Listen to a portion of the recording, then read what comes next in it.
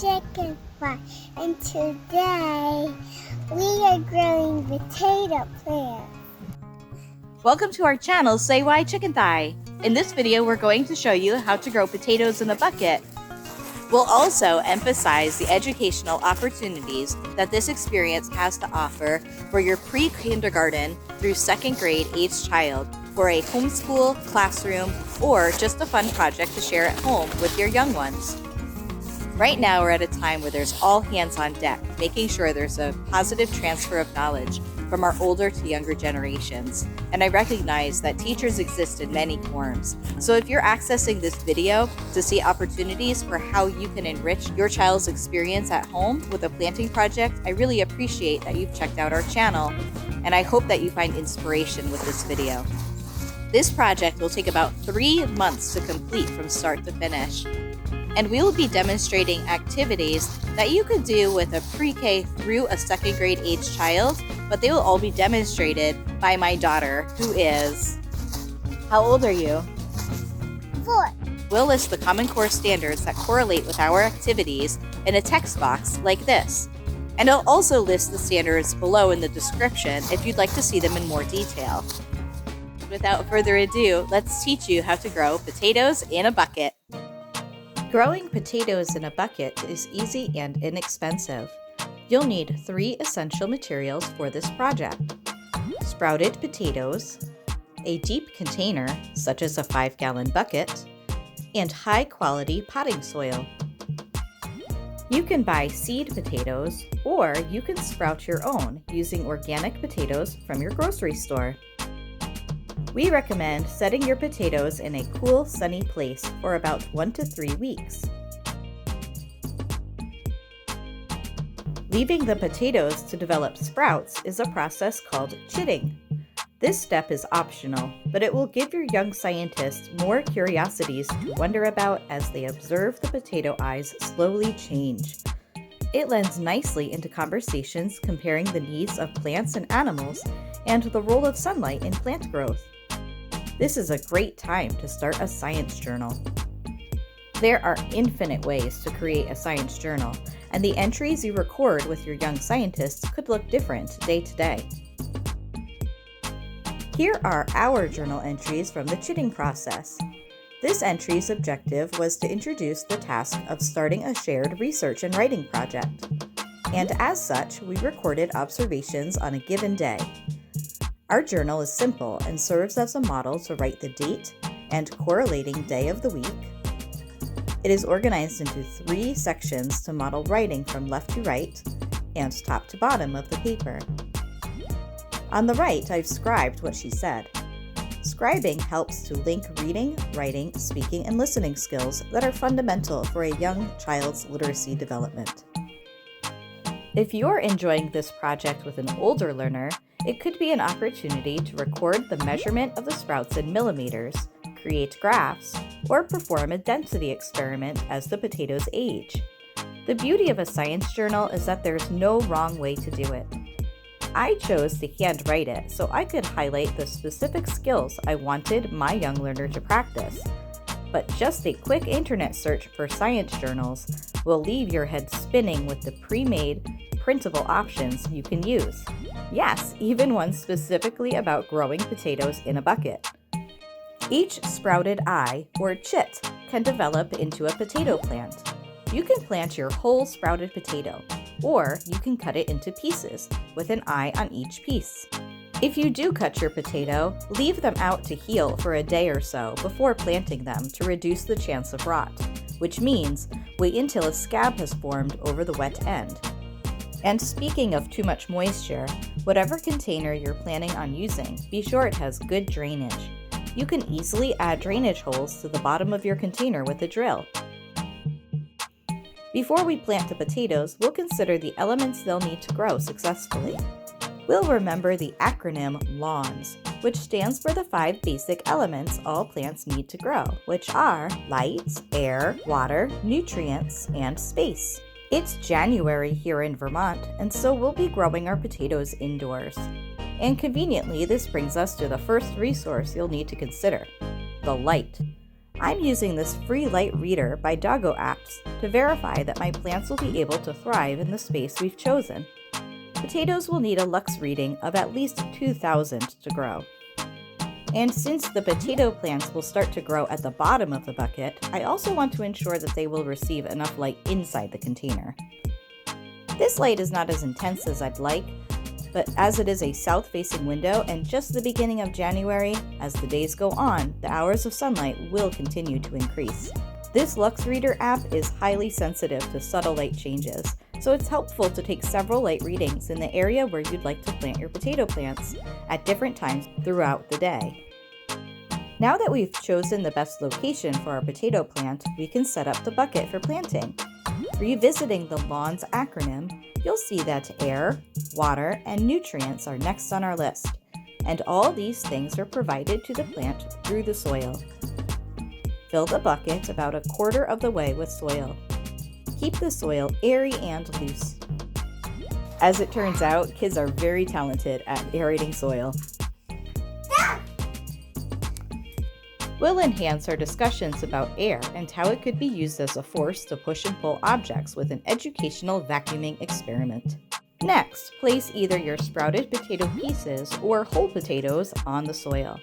This is when you'll consider the last element of the LAWNS acronym, which is space.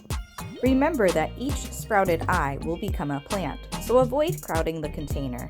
3 to 5 sprouts per bucket is plenty. Loosely cover the potatoes with soil and then water them until the soil is moist. We are experimenting with growing both whole and cut potatoes to see which method yields the best results.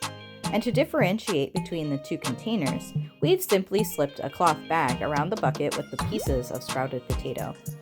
Now that our potatoes are set up, we'll revisit our science journal activities. We're using a calendar for the next tasks. First, we'll mark the date of the planting and also the approximate date of harvest. Red potatoes take about 70 to 90 days to harvest, and since we're growing these indoors in low light, we can expect them to grow a little bit more slowly. We will estimate our harvest date to be a full 3 months from our start date. We're also using this calendar to record our watering schedule, and so we'll add a little blue dot, skip counting every other day, starting with our planting date, to mark our watering schedule. Water your potato plants as needed. Soon, your sprouts will pop through the topsoil. Is anything growing yet? Yeah. Oh, it is. Under that dirt, there's More sprouts. Continue to water them as needed while they grow to a height of about 6 inches. This stage took about a month for us, and during this time we continued to observe and record the changes to the sprouts. This little scientist was inspired to create a science journal entry after seeing the explosion of new sprouts. The circles are the 2 buckets, and the dots are the sprouts in each bucket. We used this data to make comparisons between the 2 buckets. She found the total number of sprouts, and I used the total to show the even number 16 as 2 groups of 8. Then we used them to practice adding in groups, drawing 3 leaves on each sprout. 47, 48. 48, nice job. So how many leaves in all? 48. We also used our calendar to tie in some other math skills. Here we are representing numbers as objects and numerals by matching the date on the calendar to a corresponding number of cereal pieces. How many more Cheerios are on the 5 than the 3? Then we compared the numbers 3 and 5. Then we decomposed the number 5 into 3 plus 2, 4 plus 1, and 5 plus 0. And finally, we used cereal pieces to practice addition and subtraction facts within 5. Here's what our plants looked like after 1 month of growth. Grab our tape measure. A tape measure. We're using these measurements to generate mathematical discussions about the height of the plants. This one is the tallest one they know. It is 3 inches. You're right. How tall is that one? 3 inches? You're right, that was 3 inches as well. 1 inch. 1 inch. Then we'll make paper models of the tallest sprout in each bucket. First, we'll measure and draw each sprout. Put a 6 on it so we know that's the 6th one. Then we'll cut out each paper sprout.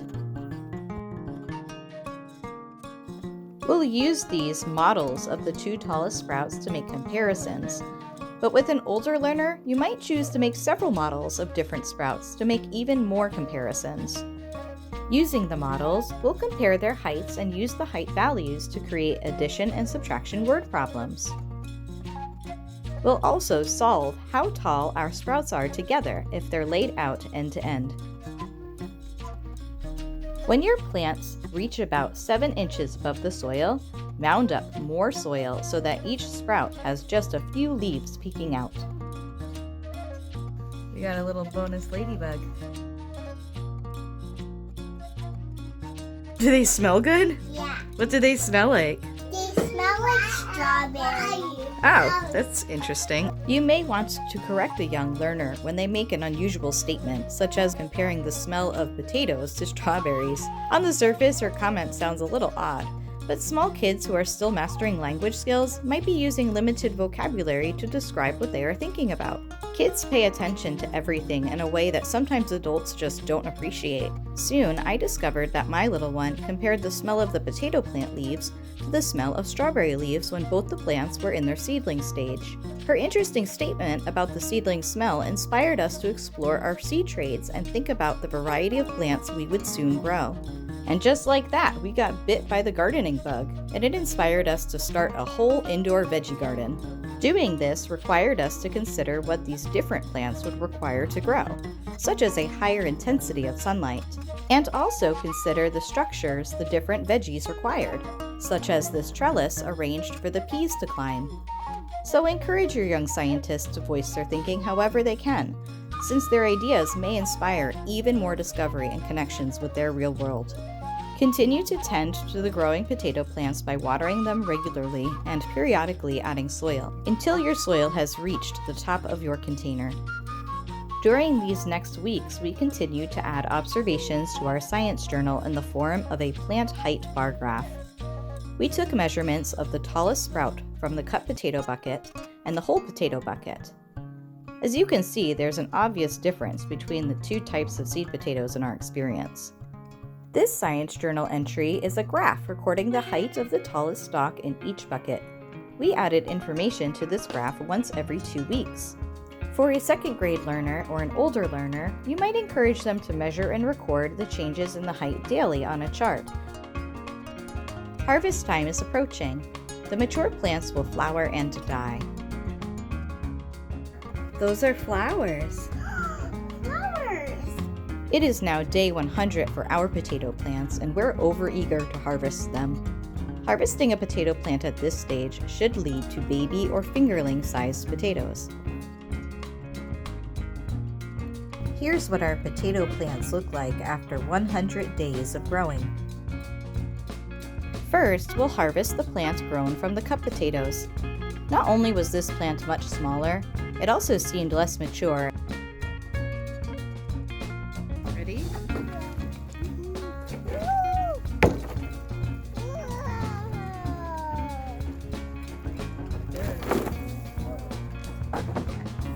Look at those peas.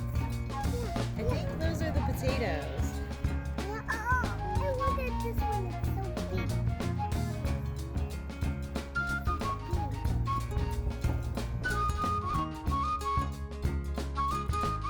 This young scientist was beautifully amazed over this humble harvest.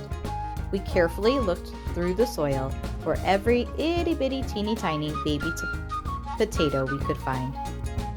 And next, we harvested the plant grown from the whole potatoes. This plant was completely root-bound. We carefully picked out the baby potatoes hidden within the roots and soil.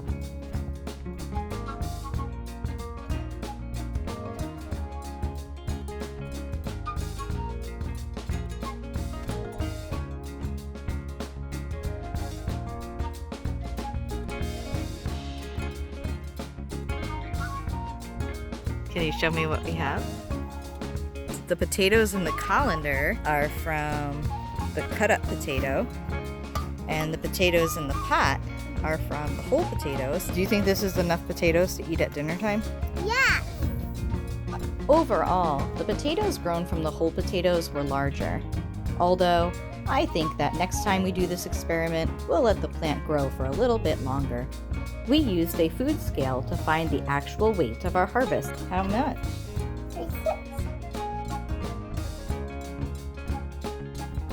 It's a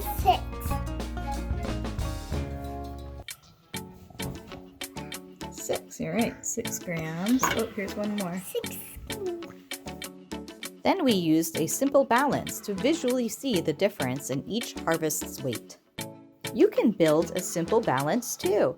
You'll need 2 paper or plastic cups, some string or yarn, a hanger with shoulder notches, a measuring tape, scissors or a hole puncher, and some adhesive tape. First, punch 2 parallel holes 1 inch from the rim of each cup. Next, measure, cut, and thread a 2-foot string through the holes of 1 cup. Tie the string into a loop and loop it around one of the hanger's shoulder notches. Then repeat. Hang your balance on a doorknob or a hook. Place your objects in each cup to compare their weights. Ooh. The side that tilts lower is heavier. Whoa. We're going to end this video here, but learning never ends. If you found this video helpful for teaching your littles at home or at school, please let me know in the comments and give it a like. I'd love to hear from you. And please subscribe to our channel. We're thankful for each and every one of our subscribers and are always thinking of ways to help inspire your gardening, cooking, learning, and of course, your chickening adventures.